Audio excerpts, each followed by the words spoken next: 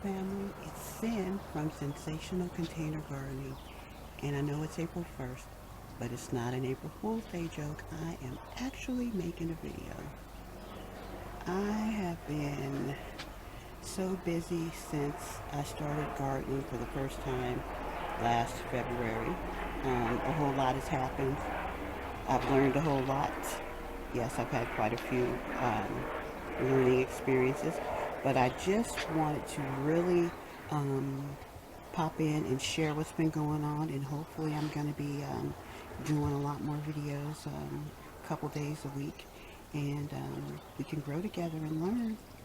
So what we're looking at now is I have a bunch of tomato starts in the back over there. I've already killed this season because I bought a greenhouse and I started January 18th, which was really too soon for the tomatoes. I'm in Zone 9B, Northern California, but I was really excited. And they were looking real great until they got to the point where the seed starting mix wasn't enough, and I could tell they were starting to struggle. Um, they all died and they've gone to glory. I have those that I'd started because I learned a hard lesson last year about plant and never stop planting. Uh, and then there's some more inside. If you're curious, the popcorn containers, that's actually some sage. I planted that last June. Um, and it stayed out here all winter and just is doing really, really well. Next to it is some oregano. I have a whole bunch of those popcorn containers that when I had some kind of um, entertainment fantasy deal I was going to do that I never really did. I bought those at the 99-cent store a long time ago. Those are my perennial flowers that came back. In the middle is some nasturtium that I started inside. January, transplanted that maybe about 2 weeks ago. It's doing pretty well. This is my wannabe herb tower. Um, I transplanted the herbs from inside and they didn't like it. But I'm going to talk to you later on about how I constructed that thing. And I stuck something down the middle of it to give it a better center of gravity because I've seen all kind of stuff online about those things turning over. The Italian parsley's happy. Um, but again, as I said, I always have backups to my backup. So there's some mint that I just brought out, and that might be some Thai basil down there that I'm going to transplant. Bill let me know last year that it didn't like me, so but I'm not going to give up. That is a Ford Hook zucchini. That was one of the starts from January inside. Some pepper plants there in the back. Cucumbers, a crookneck squash that has gone to glory. That's okay, because you know we got some more. I don't know what's going on over here with the pepperoncini. Um, I have a couple more loofahs inside. That one's, I don't know. It might be okay. That's a huge crookneck in the back. That Black Beauty zucchini, I think, is letting me know it's done. I can slap something else in that grow bag. That's a Ford Hook zucchini. It's being kind of weird. And an Armenian cucumber, I think, is going to be okay. Please forgive my camera work. Um, this year, my goal is to probably quadruple the amount of stuff that I grew last season. I learned the hard way that not to have one plant. The spider mites took out towards the last part of the summer tomatoes and a couple of squash that I had. So what we're looking at here is some wildflowers in the very front. Seeds courtesy of True Leaf Market. Germination rate on those was incredible. Direct sow on the 26th of February. Behind that, German chamomile, something called ornamental wheat, early sun glow corn. That was a direct sow on March 17th. Next to it, some more early sun glow corn. The ones in the back are transplants. Corn doesn't really like to be transplanted, hence the direct sow. Early sun glow corn has a maturity um, date of, I think, 60, 62 days or something. Not that that's exact. That little skewer in between is because I sowed some more seeds in the front. I just want to see how the transplants are going to do. In the back, we have some slow boat lettuce. Slow boat, of course, it's supposed to not bolt as quickly as other greenery in the heat. I actually grew that in October of last year. We've been doing a cut and come back, sowed some more in there. A lot of this is going to be relocated because this is actually the sunniest part of the yard, which you could fry bacon out here. That's some Mizuna mustard. That I did a direct sow on the 3rd of March. Seeds from my gardener. I love Mizuna mustard. I like to mix all of these greenery together in these incredible salads. That's simmering. It's another one that was planted at the same time as the Mizuna. These are a bunch of starts that I started on the 26th, and the day after I put them out there, we had a massive storm. So we'll see how that goes. This is some Purple Lady bok choy from Baker Creek. I put that out here on the 25th. They're already coming up. There's my free onion. It's a year old, starting to bolt. I think I can deal with that. That's some large leaf sorrel or sorrel. I don't know how it's pronounced. Has a lemony flavor. That's from last October, and I like putting some of that in my salads because it gives it like a little lemon zing.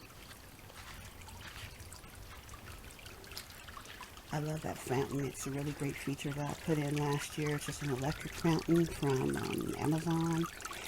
And the hummingbirds and the bees and the other birds, they love it.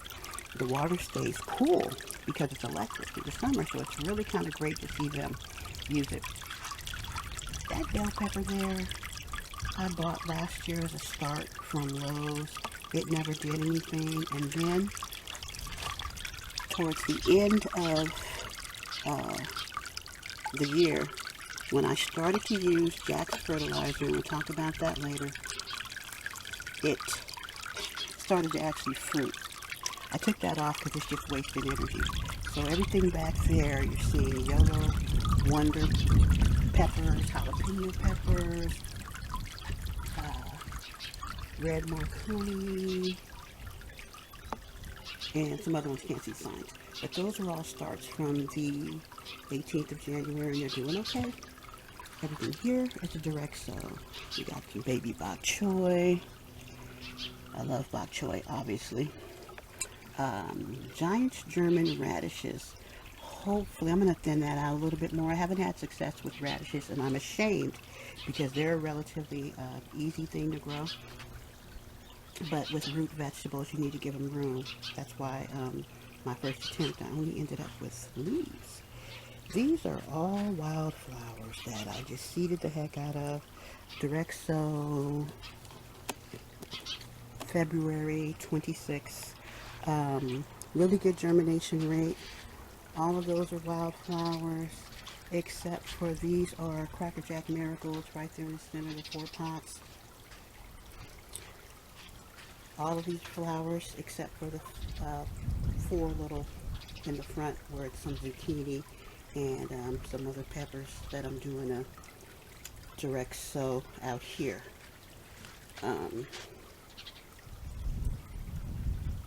These are red potatoes. One has organic, the other one not organic. Just wanted to see if there's a difference. Of course, I let them develop eyes. I cut them in, pieces, and I let them scab over for a night or so, and I planted them. More wildflowers. All the pollinators are welcome out here. That's my okra experiment. So I did a direct sow of some okra out here 13th of March. As you can see, nope. So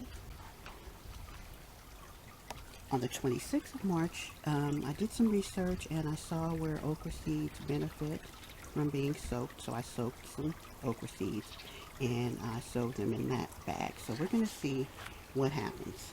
Seeds are from two different places, so that's not even an issue. I know okra likes heat, so keeping my fingers crossed. By hook or by crook, we will have okra if I have to plant a zillion seeds. I hate giving up. That is some Shanghai choy, direct sow, ground cherries, the leeks. Oh, that was out of focus. On the 20th of March, they're showing. And some blue curled kale, which is coming up. I might sow some more seeds over there on the other side. I don't know what happened. The peach tree is doing really, really well. I think this season I might make a small batch of wine. I didn't make any last year. Over here, procrastination area. So the kiddie pools at first last year had melons in them. This first one, we got a 14-pound crimson sweet and two smaller ones about 7 or 8 pounds. The pool over there was supposed to be, keyword, supposed to be cantaloupes and honeydew. There was a debate about putting too many plants and overtapping the resources.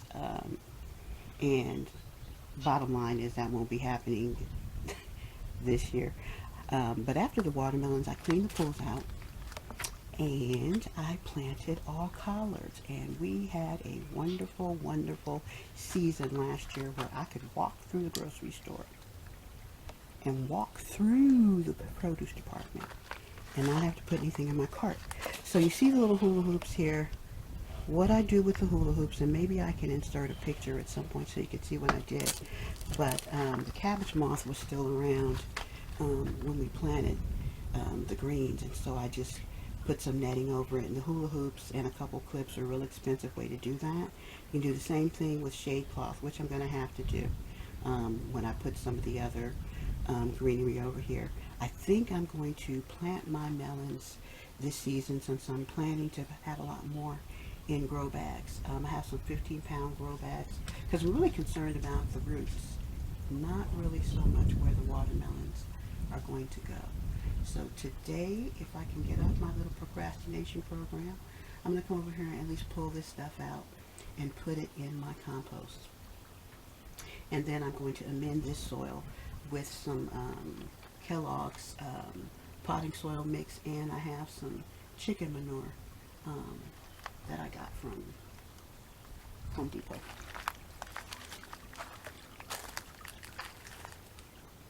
Three of the 5 hummingbird feeders I have.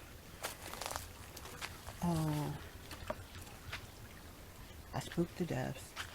I got them a really nice feeder. They love it.